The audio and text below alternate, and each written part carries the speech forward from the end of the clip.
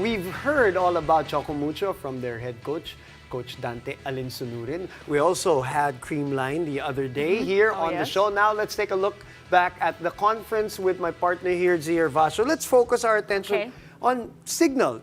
Oh, yes. Defending the bronze medal. See, Definitely. that great conference for them. I mean, what a series, talking about the semi-series between Signal and Choco Mucho. I mean, it could have gone either way. Yeah. They really fought hard to stay alive in the semi-series. But, you know, eventually Choco Mucho and Coach Dante wanted to play in the finals against Creamline. But Signal, the growth of, you know, recruitment-wise, getting Vanny Gandler and developing her into this phenomenal athlete that she is. It doesn't seem like this is her first year playing in the pros. And you know what? And that's what she's been always telling every interview, every question we've asked her, like, what has changed or what's your mindset? It's really about gratefulness. And she's so grateful about having these supportive teammates alongside her.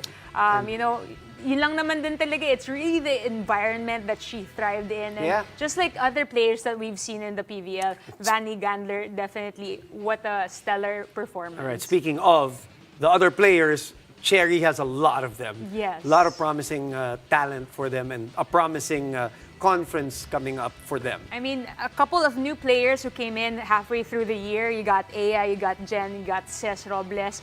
It's just, again, a matter of time to finally, you know, get that dynamic, perfect dynamic going on in their team. Kasi nga, rookies eh.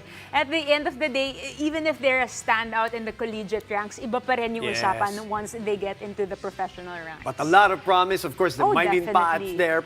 And Pauline Gaston is doing very, very well also with that them. new spot. And speaking of a lot of promise, Next Sled, Akari, Farm Fresh with Louis Romero, these three teams, we should look out for them. Definitely. A young team relatively to the others that has been, you know, present in the PVL. But you know what's really surprising? The performance of Next Sled. You know, these are the girls who came from Akari from the previous season, and then they were given a bigger role this time around with this new team. And you know what? Seeing them embrace that role, embrace that responsibility, huge responsibility, you know, starting team for Joanna Maragino from Laika Ebon. You know, it's just such such a joy to see how they're playing in this new team. Quick note, Akari will have a new coach, so that will be interesting. And Louis Romero on a second conference. We're all excited for Farm Fresh. All right. All right. How much do we love Pinoy sports? With all our heart, all the time. Download Pilipinas Live now.